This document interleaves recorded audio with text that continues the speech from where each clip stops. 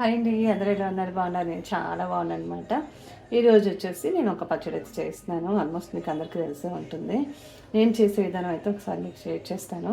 మీకు కూడా ఒకసారి ట్రై చేయండి, నచ్చితే అది కూడా రండి చూపించేస్తాను.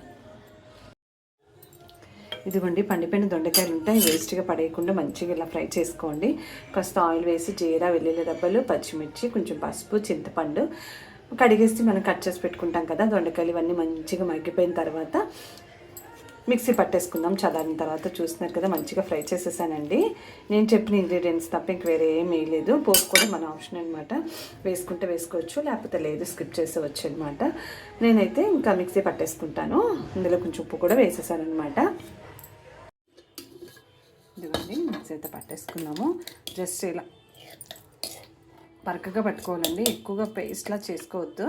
అది చూసుకోండి, జస్ట్ ఇలా అనేస్తే మనకి 2 సార్లు అలా సరిపోతుంది అనమాట. చూస్తున్నారు కదా, చాలా అంటే చాలా బాగుంటుంది. నెయ్యి వేసుకుని తింటే ఇంకా బాగుంటుందండి. ఏదైనా ఫ్రై పెట్టుకొని తిన్నా బాగుంటుంది, ఉట్టిగా తిన్నా బాగుంటుంది, దోసకి బాగుంటుంది. మంచిగా మనం పెరుగన్నం కూడా బాగుంటుంది అనమాట. ఒకసారి ట్రై చేయండి. దద్దోజనం అది చేసుకున్నప్పుడు కూడా ఇలా చేసుకుంటే బాగుంటుంది. మనం పండిపోయిన వాటిని పడేస్తాం కదా, అలా పడేయకుండా మంచిగా ఇలా పచ్చడి చేయండి. చాలా అంటే చాలా బాగుంటుంది. ఇప్పుడైతే నేను పోపు వేసేసుకుంటాను అనమాట. చూస్తున్నారు కదండి, పోపు కూడా వేసుకున్నాను.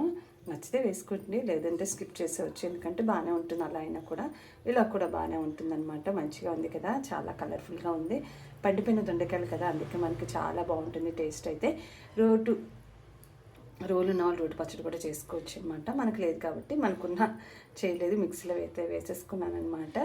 సో చాలా అంటే చాలా బాగుందండి టేస్ట్ అయితే. సో మీకు కూడా నచ్చిందని అనుకుంటున్నాను. నచ్చితే ఒకసారి ట్రై చేయండి. Okay, thank you, bye.